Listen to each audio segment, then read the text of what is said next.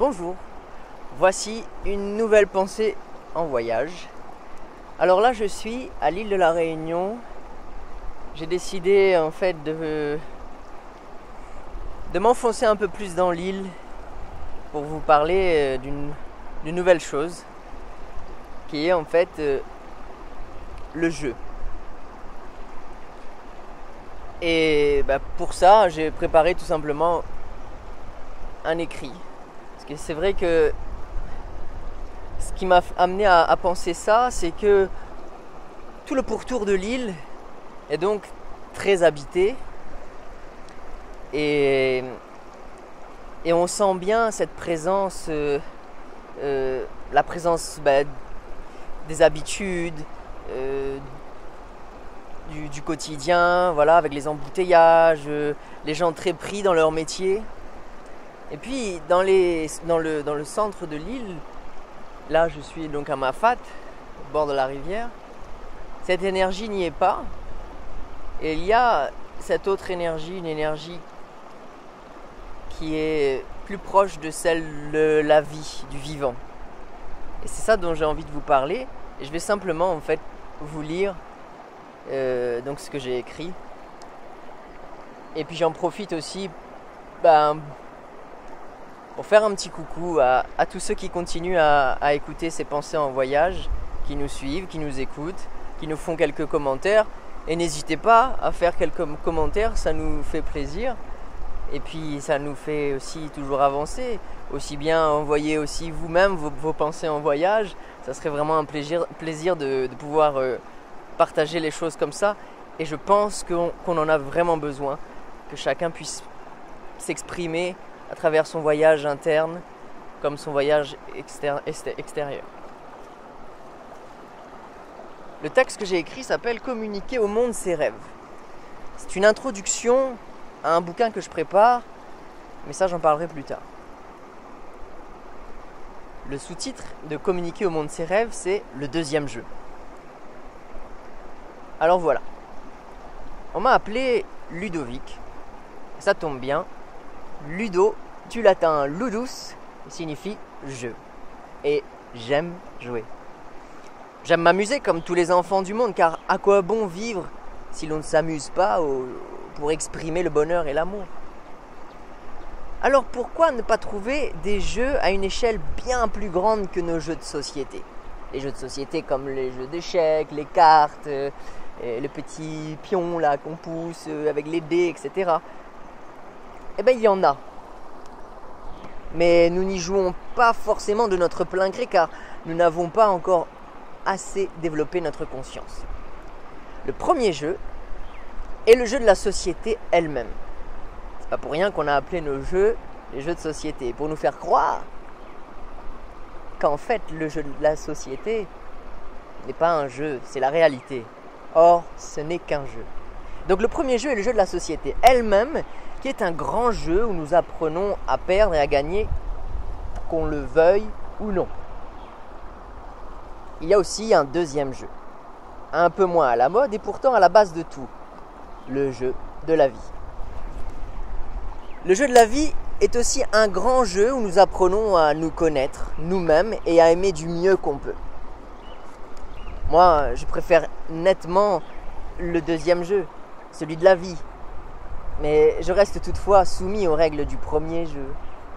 Des règles dictées par les dirigeants de notre société qui nous disent par le biais des médias corrompus, etc., comment entrer dans les normes, n'est-ce pas? Comment penser et comment vivre et surtout comment se taire et être un bon citoyen comme tout le monde.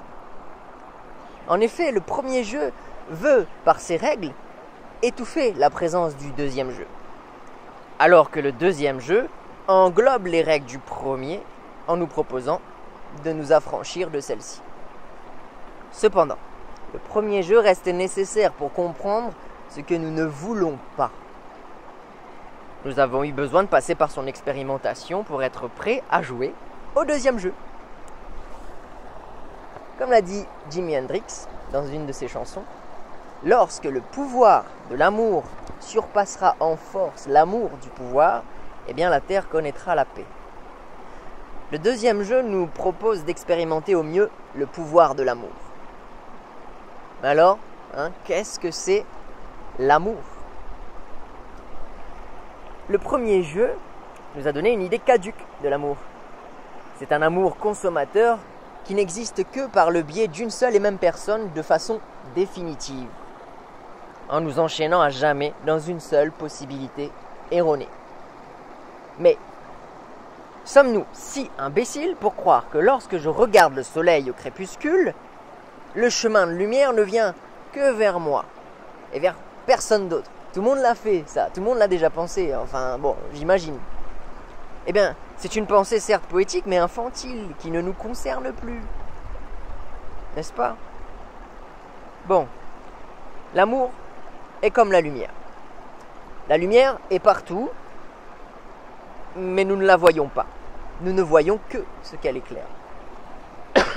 Expérimenter au mieux l'amour, pour moi, dans le deuxième jeu, c'est révéler tout l'amour présent dans notre monde, par notre état créatif. Autrement dit, créer des espaces du possible entre et avec chaque être vivant. La vie elle-même nous propose souvent d'apprendre les choses par défaut. Et oui. Et donc d'expérimenter l'obscurité pour comprendre la lumière. C'est-à-dire que nous avons testé dans le premier jeu l'absence d'amour, la perte quasi totale de l'intégrité de notre esprit et de l'unicité de notre être au profit d'une quête effrénée vers le pouvoir générant la dissolution de notre âme dans la masse. Et oui, et c'est maintenant, dans le deuxième jeu, que nous allons retrouver ces valeurs enfouies, qui auront un sens bien plus fort que si nous n'avions pas testé le premier jeu. Le poisson, qui nage dans la rivière, ne sait pas qu'il est mouillé. Et ce n'est qu'en sortant de l'eau qu'il comprend qu'il est dans l'eau, et peut donc mieux nager. Et nous, c'est pareil. Le jeu de la vie ne nous soumet pas à des règles. Elle nous propose de les réinventer par le biais de nos expériences. Et oui, on va pas tout donner comme ça. On a été habitué à ce qu'on nous donne les choses comme ça. Mais là, il faut tout réinventer. Le jeu de la vie ne nous soumet pas non plus aux dualités comme le bien et le mal. Cependant, dans le jeu de la vie, nous devons oublier la notion de gagner ou de perdre, qui est une règle imposée dans le jeu de la société. Notre âme en garde des séquelles même sévères, et nous devons nous défaire de plusieurs comportements que ce premier jeu a sadiquement façonnés depuis des générations. Donc, on ne perd pas et on ne gagne pas non plus. Alors, quel est le but du deuxième jeu? Moi, je répondrais en disant que la vie n'a pas de but. Elle nous parle plutôt d'horizon.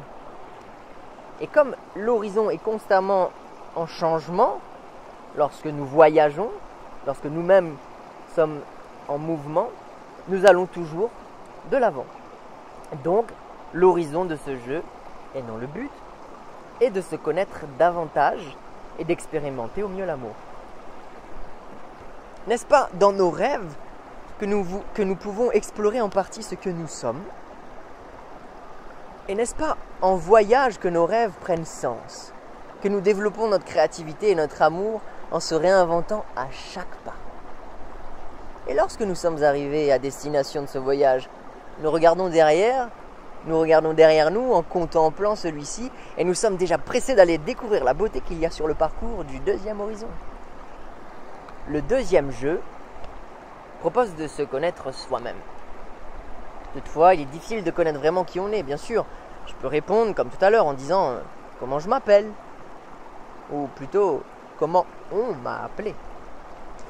Je peux répondre aussi en disant quel âge j'ai dans cette vie-ci, avec cette façon de compter le temps qui nous est aussi imposé. Je peux dire aussi ce que j'aime ou crois aimer, ce que je fais dans la vie. En fait, je réponds souvent quel métier je fais, comme si le métier c'était ma vie. Voilà encore des règles comportementales qui nous ont été imposées dans le premier jeu. Et ô combien le verbe et la parole façonnent l'être. Alors, Se connaître vraiment, n'est-ce pas tout d'abord écouter ses rêves donc. Ces rêves que nous faisons et que nous nous efforçons de nous rappeler chaque matin. Ces rêves qui témoignent que l'âme est encore en vie. Cette âme qui nous parle et nous dit de courir, de voyager, de danser, de voler, d'aimer. Cette âme qui nous dit que le présent est magnifique lorsqu'après une chute, on tombe au sol et qu'on peut abandonner alors que du point de vue d'un corps allongé, le ciel est aussi magnifique. Cette âme qui sans cesse nous susurre à l'oreille que nous sommes uniques et que nous ne sommes jamais seuls quand on communique. Autrement dit, quand on partage cette unicité avec autrui, avec le monde, et que l'on renaît avec ce dernier, on commence à connaître le grand soi. Je le sépare. Connaître. Et ô combien aussi il est important de communiquer dans la vie, car souvent, trop souvent, nous avons du mal à dire. Et bien sûr, ces mal à dire se transforment en maladies que nous essayons en vain de soigner par une ingurgitation de pilules aux potions magiques médicamenteuses qui ne font que soulager le mal et qui endorment un peu plus nos rêves. Et oui, que le premier jeu est bien sadique. Nous sommes dans une ère où il nous est proposé de nous affranchir des règles du premier jeu. Aussi, je pense que chacun, je dirais, a le devoir quand même de donner sa vision du deuxième jeu, à travers les expériences qu'il mène dans sa propre vie, ce qu'il explore, etc. L'une des propositions du deuxième jeu consisterait pour moi à communiquer ses rêves au monde.